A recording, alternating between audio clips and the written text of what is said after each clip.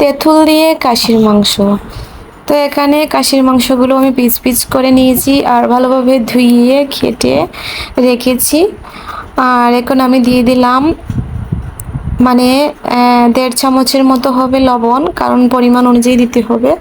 আর এখানে দিয়ে দিলাম 1 চামচ হলুদ গুঁড়ো। হলুদ গুঁড়ো দিয়ে একটু কম হয়েছিল বলে আবারও একটু দিয়ে দিলাম। দিয়ে তারপর এখন আবার দিয়ে দেব এই যে এখানে দিয়ে দিলাম আদা বাটা। আদা আমি আগে থেকেই বেটে রেখেছিলাম।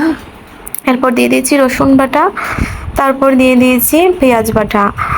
আর পেঁয়াজ বাটা দিয়ে তারপর দিয়ে দিলাম আমি রসুনের কয়েক টুকরো, মানে আস্ত করে টুকরো। তো দিয়ে এখন আমি দিয়ে দিলাম মানে কিছু পেঁয়াজ কুচি দিয়ে আমি এখন কাশির মাংসটাকে ভালোভাবে কিন্তু মাখিয়ে নেব। আর দিয়ে দিলাম এখন ধনিয়ার গুঁড়ো 1 চামচ, 1 চামচের মতোই হবে ধনিয়ার গুঁড়ো দিয়ে দিলাম। তারপর দিয়ে দিলাম সরিষার তেলটা হবে 5-6 চামচের মতো, ছোট চামচে। তো এখন দিয়ে তারপর এখন আমি ভালোভাবে মাখিয়ে নেব। আর হাতে মাখিয়ে নিলে মাংসটা কিন্তু খেতে অসাধারণ লাগে। আমার তো খুবই ভালো লাগে হাতে মাখিয়ে কোনো কিছু রান্না করলে, এটার স্বাদ বোঝা যায় যে বেড়ে যায়। আর আমি কিন্তু কাশির মাংস বলেন কোনো মাংসই খাই না।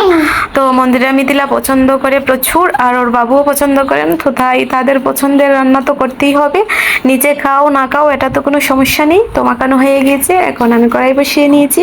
এখন দিয়ে দিলাম আমি পরিমাণ মতো তেল। আমি সব কিছুতেই কিন্তু তেলের পরিমাণটা কম দিই, এতে মাংস বলেন, মাছ বলেন, আর যাই বলেন। তো আমি আমার পছন্দ মতো দিয়ে দিলাম। আর এখন আমি দিয়ে দিলাম আলুগুলো ভালোভাবে ভেজে নিয়েছি।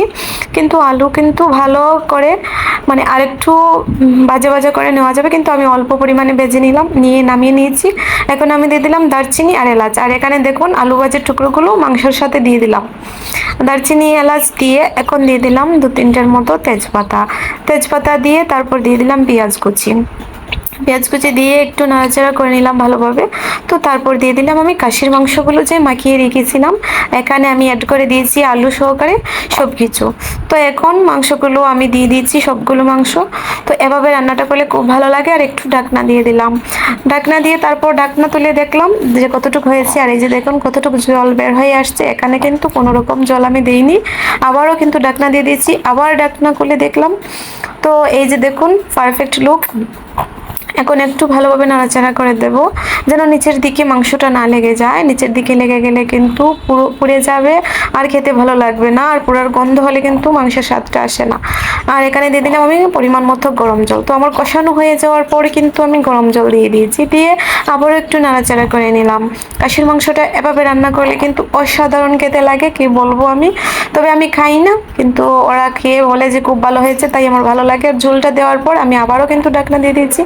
তো ঢাকনা আবার খুলে নিলাম, নিয়ে এখন এই যে দুটোর মতো হবে টমেটো পিচ করে কেটে আমি দিয়ে দিলাম। টমেটোটা দিলে স্বাদ আরও বেড়ে যায়। আর এখানে দিয়ে দিলাম জিরা বাটা আর দারচিনি আর এলাচ দিয়েছি।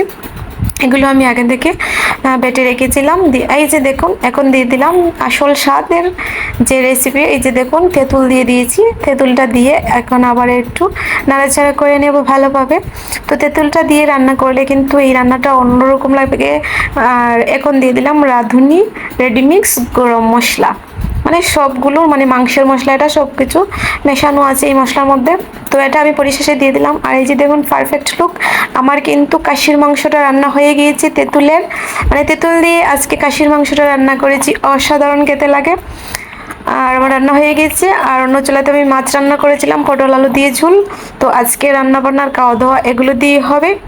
কেমন হলো আপনারা জানাবেন।